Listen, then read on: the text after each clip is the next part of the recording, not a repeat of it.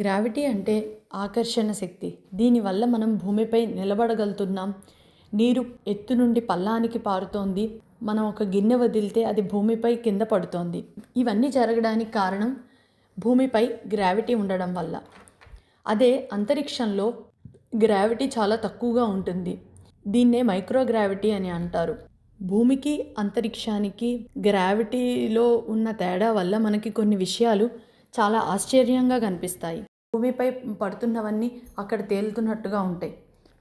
దీన్ని మనం కొన్ని ఉదాహరణలతో అర్థం చేసుకుందాం.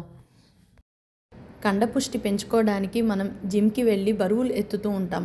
అదే అంతరిక్షంలో 10 కేజీలైనా 100 కేజీలైనా శ్రీకృష్ణుడు గోవర్ధన పర్వతాన్ని ఎత్తినట్టు అలవోకగా ఎత్తేయగలుగుతాము. మనం భూమి మీద ఒక పాల గ్లాసు పట్టుకున్నా మన కండలు ఎంతో కొంత శ్రమ పడతాయి. అదే అంతరిక్షంలో అన్నీ తేలుతూ ఉంటాయి కాబట్టి మన కండలకి పెద్దగా పని ఉండదు. దానివల్ల కండలు బలహీనపడుతూ ఉంటాయి. అందం గురించి మాట్లాడుకోవాలంటే మనది నల్లత్రాచు లాంటి జుట్టైనా అంతరిక్షంలోకి వెళ్తే పైకి ఎగురుతూ ఉంటుంది.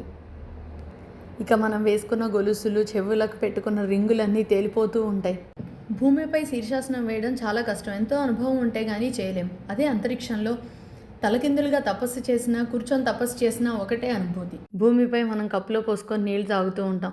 అదే అంతరిక్షంలో అవి తేలుతూ ఉంటాయి కాబట్టి వాటిని మనం చేసి తాగాల్సి ఉంటుంది.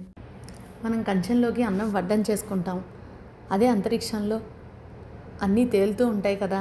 అసలు ఒక కంచంలో అన్నం పెట్టుకొని తినే పద్ధతే ఉండదు అక్కడ. భూమిపైనే చిన్నపిల్లలకి అన్నం పెట్టాలంటే తల్లికి ఎంతో కష్టంగా ఉంటుంది. అదే అంతరిక్షంలో అయితే ఆ తేలుతూ ఉన్నవి వాళ్ళ నోట్లో పెట్టాలంటే తల్లులకి తల ప్రాణం తోక్కొచ్చేస్తుందేమో.